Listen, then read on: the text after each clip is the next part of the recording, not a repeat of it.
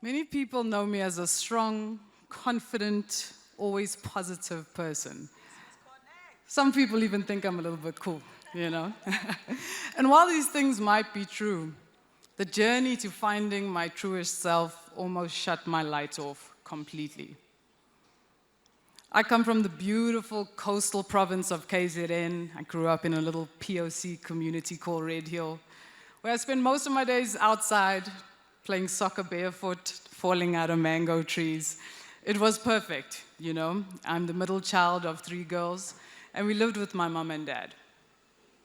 My dad always said I was the son that he never had, because in my t-shirt, my baggy shorts, all I wanted to do was whatever my male cousins were doing.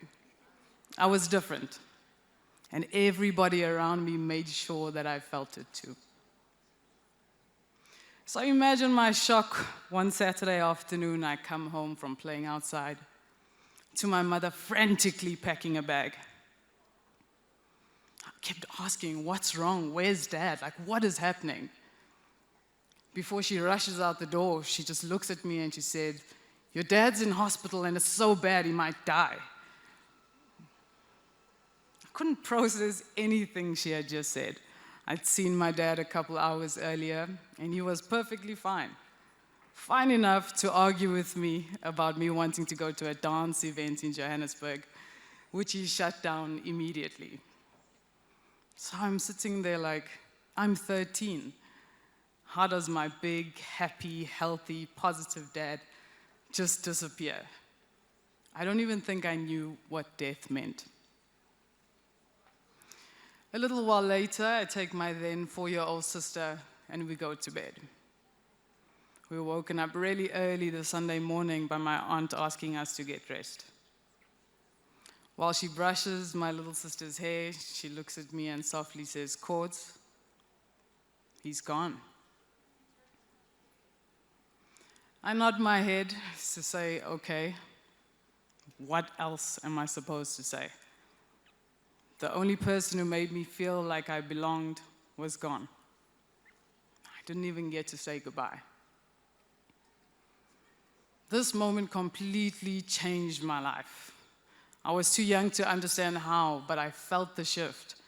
My best friend was gone, but I barely cried. I immediately knew I had to be strong for my family. The years that follow see me grow up really fast, often getting into trouble at school for having an opinion, or just not being the typical lady that everyone expected of me. I was different, always felt a little bit out of place. So I figured if I don't take things too seriously, if I make them laugh, maybe they'll like me a little bit more. That was much easier than explaining how my family life was breaking down, how my mom wasn't coping, and it affected her kids. How we needed our mother, but she needed my dad. All this caused me to have super deep intuition and empathy for everything and everyone around me, often at my own expense. So at 21, I packed the bags, 600 Rand in my pocket. I decided I'm moving to Joburg to chase the very thing my dad and I fought about, dance. One of my fondest and scariest moments was getting an opportunity to open the Summer Awards. Yes, girl! Yes! Yeah? Amazing.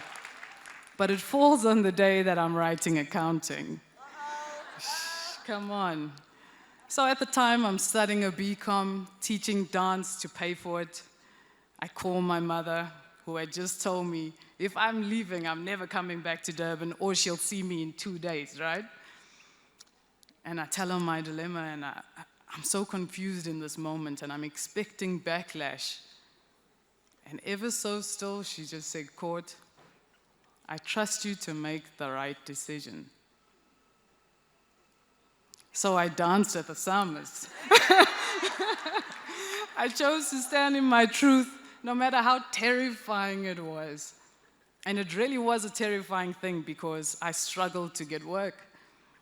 I'm not the type of female that the industry looks for, just too different.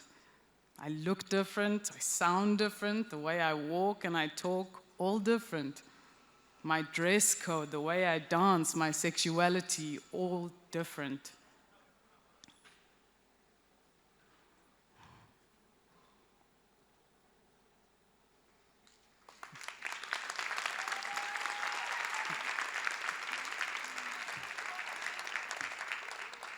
So I stand here today, an award-winning 3-time essay breaking champ with profiles and documentaries on platforms from CNN to DSTV.